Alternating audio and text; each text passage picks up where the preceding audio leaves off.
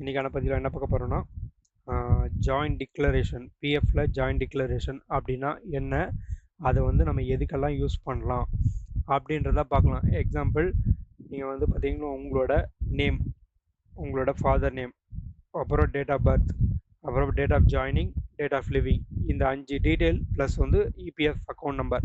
So இந்த 6 detail வந்து பார்த்தீங்கன்னா தப்பாக இருந்துச்சுன்னா நீங்கள் வந்து அதை ஒரு ஃபார்ம், அதாவது ஃபார்ம் ஜேடின்னு சொல்லுவாங்க, ஜாயிண்ட் டிக்ளரேஷன், அதை யூஸ் பண்ணி ஃபில் பண்ணி எம்ப்ளாயர் சீல் அண்ட் சிக்னேச்சரோட பிஎஃப் ஆஃபீஸில் எடுத்துகிட்டு போய் செல்ஃப் அட்டாச் பண்ணி பிஎஃப் ஆஃபீஸில் கொடுத்தனா ஒரு 10 to 15 days, அதாவது 15 daysன்றது ஒர்க்கிங் டேஸ் தான். ஸோ அதுக்குள்ளே பார்த்தீங்கன்னா டீட்டெயில்ஸ் எல்லாமே கரெக்டாகும். அது என்னன்றதை இப்போ நம்ம செக் பண்ணலாம். பார்த்தீங்கன்னா நான் வந்து ஆல்ரெடி அந்த ஃபார்ம் வந்து டவுன்லோட் பண்ணியிருக்கேன். நீங்கள் கூகுளில் போய்ட்டு ஜாயிண்ட் டிக்ளரேஷன் ஃபார்ம் டவுன்லோட் பண்ணிங்கனாலே உங்களுக்கு வரும், இது மாதிரி தான் வரும்.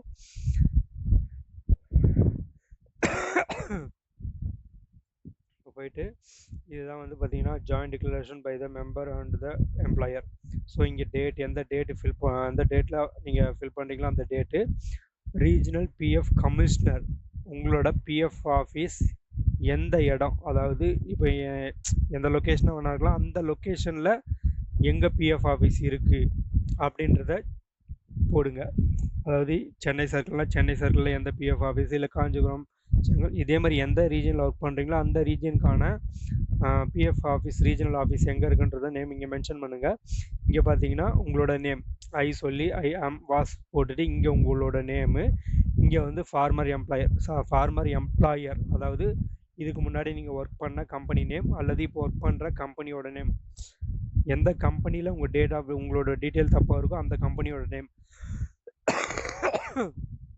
இங்கே பார்த்தீங்கன்னா உங்களோட நேம், கரெக்டான நேம் என்னன்றதை இங்கே கொடுக்கணும். இப்போது ஏதோ ஒரு ஸ்பெல்லிங் மிஸ்டேக்கு, இல்லை வந்து இனிஷியல் வந்து பேருக்கு முன்னாடி வரும், சில பேருக்கு இனிஷியலுக்கு பின்னாடி வரும், போர்ட்டலில் வந்து தப்பாக இருக்கும். அதே மாதிரி ஃபாதர் நேமில் ஏதாச்சும் தப்பு இருந்துச்சுன்னா அதை நீங்கள் வந்து இங்கே சேஞ்ச் பண்ணிக்கலாம். அதுதான் பிஎஃபோட account number, date of birth, date of joining, date of leaving. So இது 6 டீட்டெயில் இருக்குது. இதில் வந்து உங்களுக்கு எந்த டீட்டெயில் தேவையோ அதை மட்டும்தான் நீங்கள் வந்து இந்த ஃபார்மை யூஸ் பண்ணி கரெக்ஷன் பண்ணணும். இன்கேஸ் உங்களோட டேட் ஆஃப் பர்த் தப்பாக இருக்குது, ஓகேங்களா, அப்படின்றப்போ நீங்கள் வந்து டேட் ஆஃப் பர்த் தப்பாக இருக்குன்னு சொல்லிவிட்டு பேன் ஆதார் லிங்க் பண்ணும்போது ஏதோ ஒரு எரர் வருது, ஆஸ் பர் பேனில் இருக்க மாதிரி ஆதார் கார்டில் வந்து பார்த்தீங்கன்னா டேட் ஆஃப் பர்த் மாற்றிட்டீங்க. அப்போது பழைய டேட் ஆஃப் பர்த்துக்கும் இப்போ போர்ட்டலில் இருக்க டேட் ஆஃப் பர்த்துக்கும், அதாவது புது டேட் ஆஃப் பர்த்துக்கும் பழைய டேட் ஆஃப் பர்த்துக்கும் வித்தியாசம் இருக்கும். இப்போ நீங்கள் எதாவது கிளைம் போடும்போது பார்த்தீங்கன்னா உங்களுக்கு ஏதோ டேட் ஆஃப் பர்த் வந்து எரர் அடிக்கும்.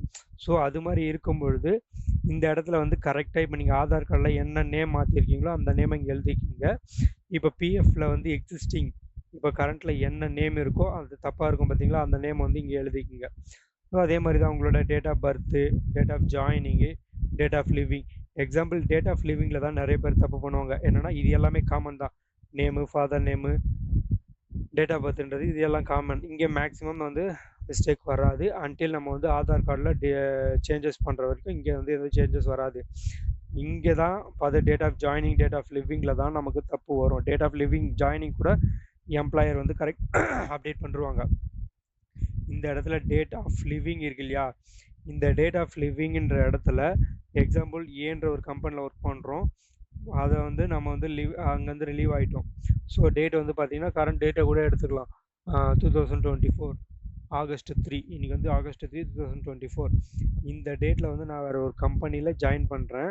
ஆனால் இதுக்கு முன்னாடி August 1 இல்லை July 31 அப்போ ஒரு கம்பெனிலேருந்து நான் ரிலீவ் ஆகிட்டேன், ஓகேங்களா. அப்போ வந்து நான் என்ன பண்ணுறேன்னா மார்க் எக்ஸிட்டில் வந்து பார்த்திங்கன்னா கரெக்ட் எக்ஸாக்ட் டேட் என்னன்றதை மட்டும்தான் நம்ம கொடுக்கணும். நான் போய்ட்டு அந்த கம்பெனிலேருந்து ரிலீவ் ஆகிறதுக்கு, அதாவது இதை எதுக்கு நம்ம மார்க் எக்ஸிட் கொடுப்போன்னா, ஒரு அக்கௌண்ட்லேருந்து அமௌண்ட் வந்து இன்னொரு பிஎஃப் அக்கௌண்ட்டுக்கு ட்ரான்ஸ்ஃபர் பண்ணுவோம். இப்போது அது ஆட்டோமேட்டிக்காக வந்துடும். ஆனால் ஃபஸ்ட்லாம் பார்த்திங்கன்னா நம்ம வந்து ஒரு அக்கௌண்ட்லேருந்து இன்னொரு அக்கௌண்ட்டுக்கு வந்து ட்ரான்ஸ்ஃபர் பண்ணுவோம். அப்படி ட்ரான்ஸ்ஃபர் பண்ணும்போது பார்த்திங்கன்னா பழைய கம்பெனியில் வந்து டேட் ஆஃப் எக்ஸிட் வந்து அப்டேட் பண்ணியிருக்கணும், ஓகேங்களா. அப்போது அந்த அப்டேட் பண்ணும்பொழுது நம்ம என்ன பண்ணுவோம்னா July 31 வரைக்கும் தான் அந்த கம்பெனியில் ஒர்க் பண்ணியிருப்போம், இல்லை ஜூலை வந்து ஒரு 20-25 அந்த டேட் வரைக்கும் தான் ஒர்க் பண்ணியிருப்போம். புது கம்பெனியில் பார்த்தீங்கன்னா நம்ம என்ன பண்ணுவோம்னா August 3 அந்த டேட்டில் ஜாயின் பண்ணுவோம். சில பேர் என்ன பண்ணுவாங்கன்னா ஞாபகம் இல்லாமல் புது கம்பெனியில் சேர்ந்த டேட்டை வந்து பழைய கம்பெனியோட எக்ஸிட் டேட்டா கொடுத்துருவாங்க. ஸோ August 3 வந்து அந்த கம்பெனிலேருந்து வெளியே வந்த மாதிரி கொடுத்துருவாங்க. ஆனால் இங்கே பார்த்தீங்கன்னா புது கம்பெனியில் அதே ஆகஸ்ட் 3ஆம் தேதி பார்த்தீங்கன்னா இந்த கம்பெனியில் அவங்களோட யூஏஎன் நம்பர் பார்த்தீங்கன்னா என்ரோல் ஆகிருக்கும். ஸோ இது மாதிரி டிஃப்ரெண்ட் வரும்போது நம்ம வந்து கிளைம் போடும்போது நமக்கு வந்து கிளைம் வந்து செட்டில் ஆகாது. நம்ம இந்த சேஞ்சஸ் பண்ணுற வரைக்கும் நமக்கு வந்து கிளைம் வந்து போட முடியாது.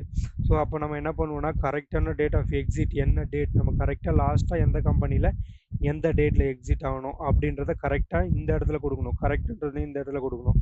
நீங்கள் வந்து தப்பாக அப்டேட் பண்ணியிருப்பீங்க இல்லையா, அதை வந்து இந்த இடத்துல கொடுக்கணும். அப்படி கொடுத்தா தான் உங்களுக்கு வந்து கரெக்டான டேட்டை வந்து பிஎஃப் ஆஃபீஸில் வந்து அப்டேட் பண்ணுவாங்க. இதை ஃபுல்லாகவே இந்த 6 டீட்டெயிலில் எந்த டீட்டெயில் உங்களுக்கு தப்பாக இருக்கோ எதை நீங்கள் கரெக்ட் பண்ணணும்னு நினைக்கிறீங்களோ அதை பண்ணிவிட்டு உங்களோட ஆதார் கார்டு ஜெராக்ஸ், ஸோ இங்கே இருக்க ஐடி எது வேணாலும் வைக்கலாம், நீங்கள் ஆதார் கார்டே கொடுக்கலாம். ஆதார் கார்டில் உங்களோட சிக்னேச்சர் போட்டுட்டு அதை வந்து இந்த ஃபார்ம் கூட அட்டாச் பண்ணணும். ப்ளஸ் எம்ப்ளாயர், அதாவது எம்ப்ளாயர் இருக்காங்க இந்த இடத்துல பார்த்தீங்கன்னா name and signature of the applicant. இங்கே வந்து உங்களோட நேம், ஓகேங்களா, நேம் சிக்னேச்சர் போடுங்க.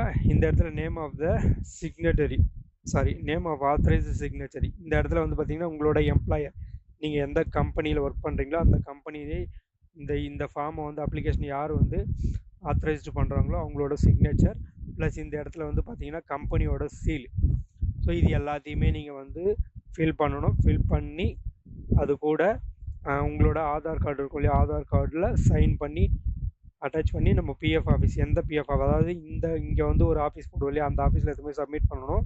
ஆனால் இன்னொன்று பார்த்தீங்கன்னா இந்த ஜாயின்ட் டிக்ளரேஷன்ற லெட்டரை வந்து பார்த்தீங்கன்னா எம்ப்ளாயரோட லெட்டர் ஹெட்டில் எடுக்கணும். நம்ம வந்து லெட்டர் ஹெட்டில் எடுத்துகிட்டு போய் எம்ப்ளாயியோட sign, name and plus sign இதில் கொடுத்துருக்காங்க பார்த்தீங்கன்னா, name and signature of the applicant. உங்களோட நேமையும் எழுதணும், உங்களோட சிக்னேச்சரையும் போடணும். இந்த இடத்துல name of authorised signatory. So இந்த இடத்துல வந்து உங்களோட எம்ப்ளாயரோட சிக்னேச்சர் இருக்கணும். இந்த இடத்துல பார்த்தீங்கன்னா signature with establishment seal. So இந்த இடத்துலேயே பார்த்தீங்கன்னா சீல்ஸ், அதாவது இந்த இடத்துல சீல் போட்டால் போதும். ஸோ இந்த டீட்டெயில் எல்லாமே கொடுத்துட்டு நம்ம வந்து பிஎஃப் ஆஃபீஸில் எதுவுமே சப்மிட் பண்ணணும். எந்த டீட்டெயில் நம்ம கரெக்ஷன் பண்ணணும்னு நினைக்கிறோமோ அந்த டீட்டெயில் பார்த்தீங்கன்னா ஒரு 10 to 15 days. 15 daysன்றது பார்த்தீங்கன்னா 15 working days, Monday to Friday. So அப்போ பார்த்தீங்கன்னா 3 வாரம் கிட்டத்தட்ட இது வந்து அப்டேட் ஆகிறதுக்கு நமக்கு டைம் எடுக்கும். அப்படி வந்து நமக்கு டிக்ளரேஷன் கொடுத்தது அப்டேட் ஆனதுக்கு அப்புறம் தான் நம்ம வந்து வேறு எந்த ப்ராசஸுமே போட முடியும். ஓகேங்களா. அடுத்த வீடியோவில் பார்த்தீங்கன்னா நம்ம என்ன பார்க்க போகிறோம்னா, நிறைய பேருக்கு பார்த்தீங்கன்னா எம்ப்ளாயர் இருக்காங்க பார்த்தீங்களா, அதாவது நம்ம ரிக்வெஸ்ட் கொடுப்போம். ரிக்வெஸ்ட் கொடுக்கும்பொழுது கரண்ட் எம்ப்ளாயரா ப்ரீவியஸ் எம்ப்ளாயரான்னு சொல்லி கேட்கும். அதாவது கொடுக்கும்போது கேட்கும். அப்படி நமக்கு அதாவது ஃபார்ம் 30 நம்ம ஃபைல் பண்ணுவோம் பார்த்தீங்களா, ஃபார்ம் 13 அதை ஃபைல் பண்ணும்போது கரண்ட் எம்ப்ளாயரா ப்ரீவியஸ் எம்ப்ளாயராக கேட்கும். அந்த இடத்துல பார்த்தீங்கன்னா உங்களோட அந்த இடத்துல போயிட்டு உங்களோட ப்ரீவியஸ் எம்ப்ளாயர் மட்டும்தான் வருவாங்க, கரண்ட் எம்ப்ளாயர் வரமாட்டாங்க. அது என்ன ரீசன் அப்படின்றத நான் நெக்ஸ்ட் வீடியோவில் டீட்டெயிலாக போடுறேன். இந்த வீடியோ உங்களுக்கு பிடிச்சிருந்துன்னா லைக் பண்ணுங்கள், கமெண்ட் பண்ணுங்கள், உங்கள் ஃப்ரெண்ட்ஸுக்கு ஷேர் பண்ணுங்கள். இது மாதிரி நிறைய யூஸ்ஃபுல்லான அப்டேட்ஸ் வேணும்னா சேனலை சப்ஸ்கிரைப் பண்ணுங்கள். அக்கௌண்ட்ஸ் ரிலேட்டடாக accounts plus Tally, GST, TDS plus PF இது ரிலேட்டடான வீடியோஸ் எல்லாமே நான் 1 by 1 ஃப்யூச்சரில் அப்டேட் பண்ணுவேன். மேக்ஸிமம் பார்த்தீங்கன்னா ஜூனியர் லெவலில் அக்கௌண்ட்ஸில் ஜூனியர் லெவலில் இருக்கவங்களுக்கு எல்லாமே மேக்ஸிமம் பார்த்தீங்கன்னா என்னோடய கண்டென்ட் எல்லாமே யூஸ்ஃபுல்லாக இருக்கும்.